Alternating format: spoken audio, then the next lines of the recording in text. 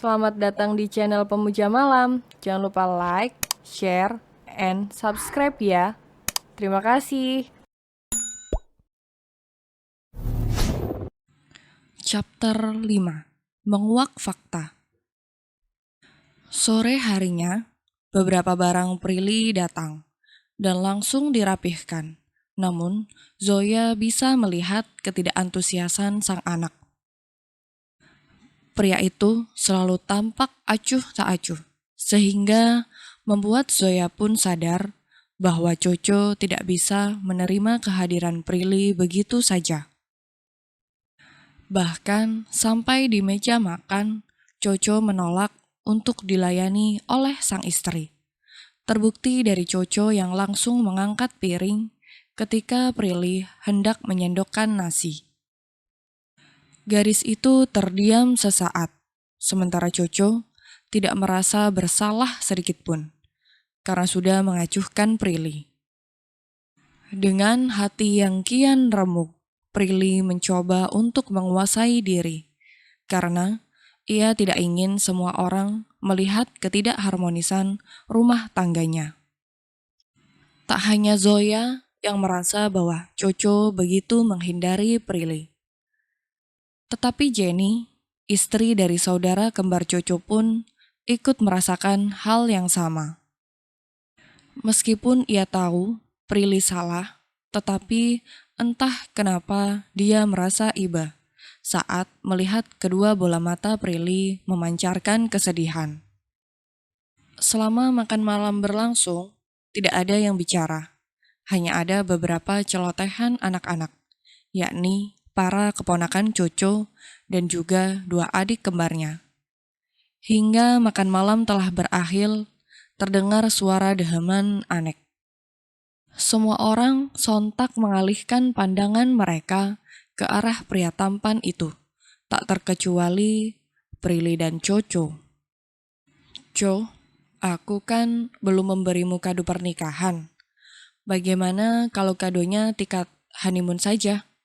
Kata Anek sambil menatap sang adik yang terlihat kehilangan gairah. Dia melakukan itu semua agar hubungan Prilly dan Coco lebih dekat.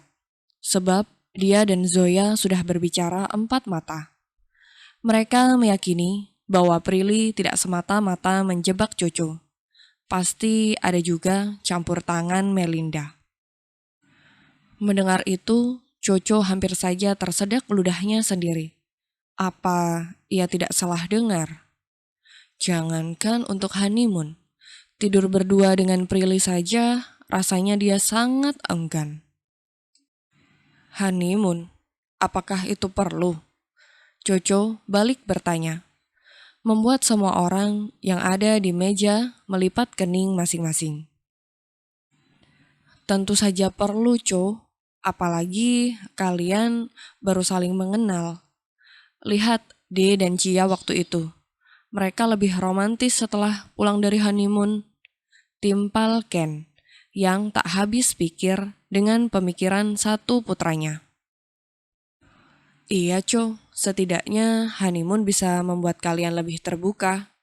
Anek pun ikut menambahi. Sementara yang lain, seperti Eliana dan Caka, hanya diam saja, paham bahwa bukan kapasitas mereka untuk bicara ataupun bercanda. Maaf An, aku bukannya ingin menolak, tapi saat ini sepertinya tidak bisa. Besok aku sudah harus masuk ke kampus, jawab Coco beralibi. Padahal sebelumnya dia sudah mengambil cuti. Namun karena kejadian yang tak terduga ini, dia mencabut izin cutinya. Bukannya kamu mengambil libur sayang? Tanya Zoya. Di sampingnya, gadis itu senantiasa menundukkan kepala, tak berani untuk menatap semua orang. Sedari tadi, Prilly hanya memerhatikan jari manis Coco, tempat di mana cincin pernikahan mereka melingkar. Batinnya tersenyum, karena hal sederhana itu saja sudah membuat dia merasa bahagia. Sementara Anek yang mendengar penjelasan Coco sedikit melirik ke arah Zoya dan menghela nafas kecil. Anek pun tidak bisa menekan Coco sesuka hatinya, sebab ia tahu sang adik masih begitu terpukul dengan prahara di antara ia dan Melinda. Baiklah kalau begitu, nanti kamu atur saja waktunya dengan Prilly. Sekalian Baby Moon juga boleh, pungkas Anek yang membuat Coco kembali terperangah. Dia melirik Prilly dengan ekor matanya. Dalam benak Coco, tak ada sedikit pun pikiran untuk memiliki anak dengan Prilly. Coco malah berharap agar benihnya tidak sampai jadi, sebab dia takut jikalau hal tersebut hanya akan mempersulit keadaannya. Namun, di hadapan seluruh keluarga, Coco hanya bisa menganggukkan kepala. Lantas, setelah itu, obrolan pun selesai. Sebelum naik ke atas kamar, Zoya lebih dulu mengelus puncak kepala Prilly, lalu berkata, "Susul suamimu sana, dekati dia pelan-pelan. Momi yakin, dengan begitu kalian akan semakin terbuka. Sama-sama belajar ya, Pril." Mendengar itu, hati Prilly semakin tersentuh. "Iya, Mam, aku akan terus berusaha." Dia pun mengangguk pelan, kemudian menyusul Coco untuk masuk ke dalam kamar. Namun, bagaimana dia bisa mendekati suaminya? Sedangkan kini pria itu sedang asyik mengobrol dengan Melinda melalui panggilan video. Mendengar suara pintu yang terbuka, Melinda tahu bahwa anak tirinya telah datang.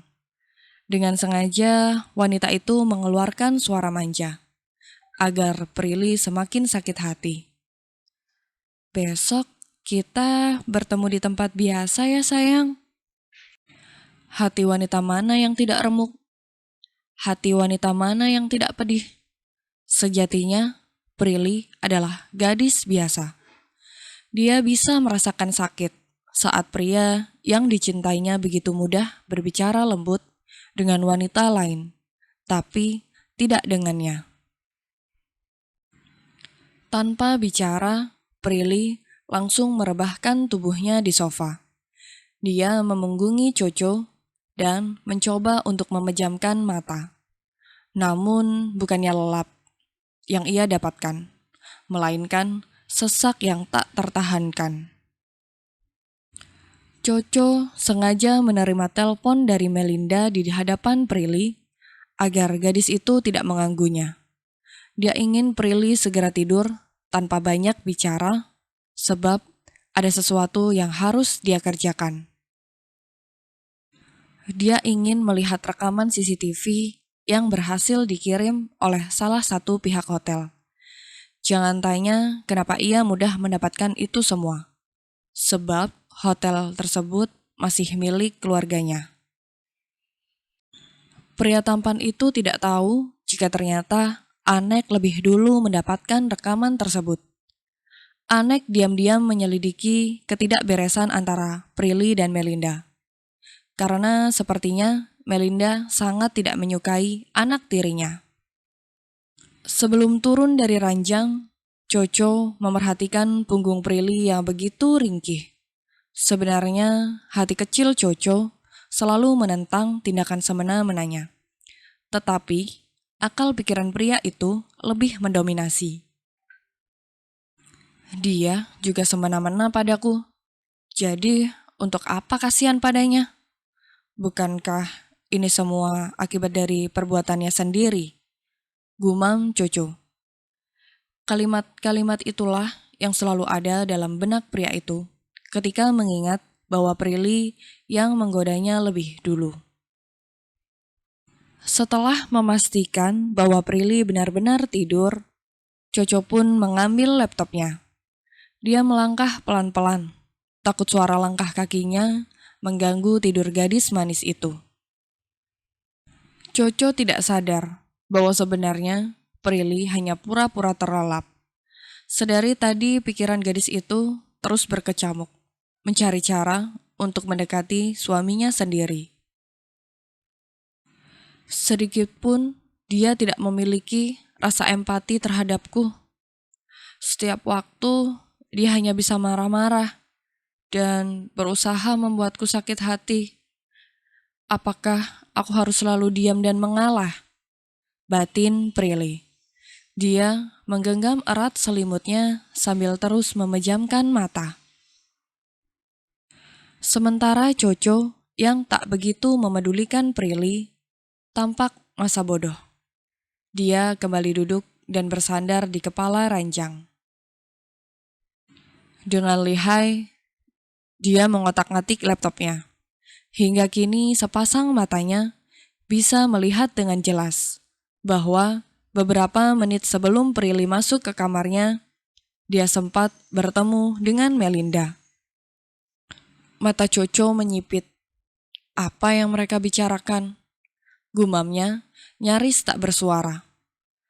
Terdengar samar-samar Melinda dan Prilly saling membalas ucapan. Namun sepertinya mereka sama-sama menggunakan suara yang begitu pelan dan penuh penekanan. Hingga di detik selanjutnya, dia melihat bahwa Melinda hampir saja menampar wajah Prilly. Akan tetapi, dengan gesit, Prilly menahannya di udara. Secara refleks, Coco kembali melirik ke arah sang istri yang masih setia memunggunginya. Kenapa kalian jadi penuh teka-teki seperti ini? Ingatan Coco berputar saat Prilly mengatakan bahwa Melinda memiliki tujuan, sehingga wanita itu bertahan di sisinya. Namun, tujuan seperti apa? Bahkan, selama ini, hubungan ia dan Melinda baik-baik saja. Mana yang harus ia percaya?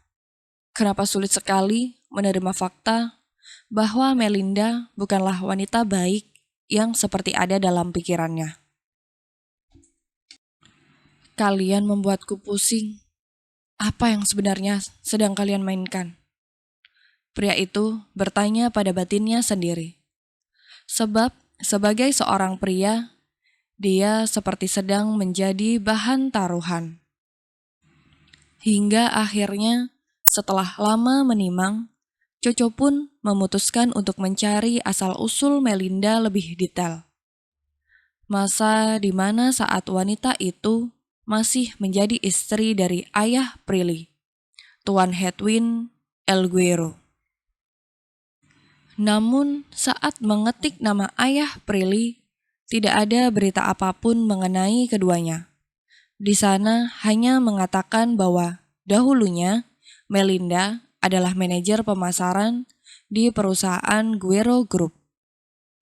Sebab skandal mereka tertutup rapat, hanya ada beberapa orang kepercayaan Tuan Hedwin yang mengetahui bahwa Melinda adalah orang ketiga di keluarga Prilly, termasuk gadis manis itu dan ibunya. Coco menghela nafas panjang. Dia sangat yakin bahwa Prilly hanya sedang memutarbalikkan fakta, mengatakan bahwa Melinda yang bersalah. Cih, aku sudah menduganya. Apa yang dia bicarakan hanyalah omong kosong. Setelah mengatakan itu, Coco memutuskan untuk beristirahat. Dia menutup laptopnya, kemudian berbaring. Tidak perlu ambil pusing. Yang penting sekarang memastikan bahwa Prilly tidak hamil, lalu menceraikannya.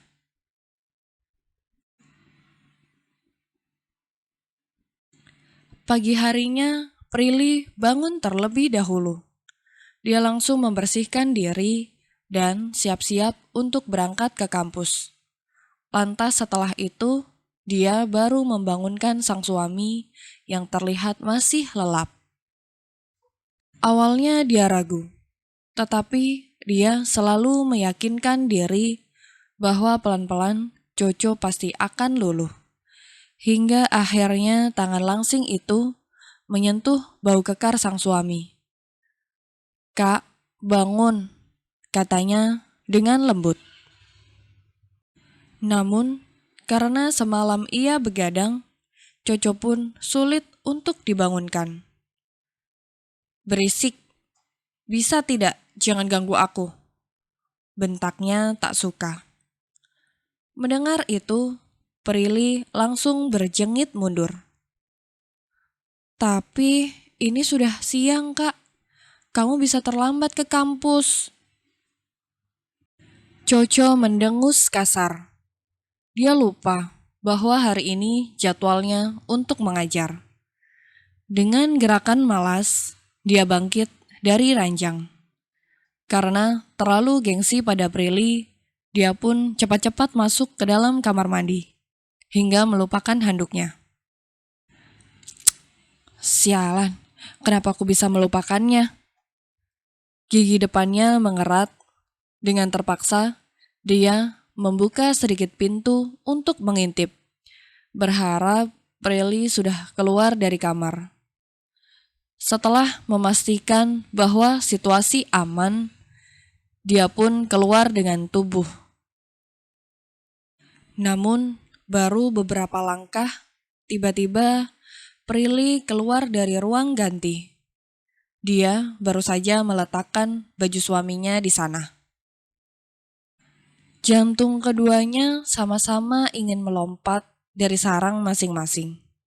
Prilly membulatkan kelopak matanya sambil meneguk ludah saat melihat sang suami di depannya. Berbeda dengan Coco yang mendelik dan bergerak gelisah. "Kamu pasti sengaja ya?" bentaknya, membuat Prilly refleks menutup mata. Bersambung.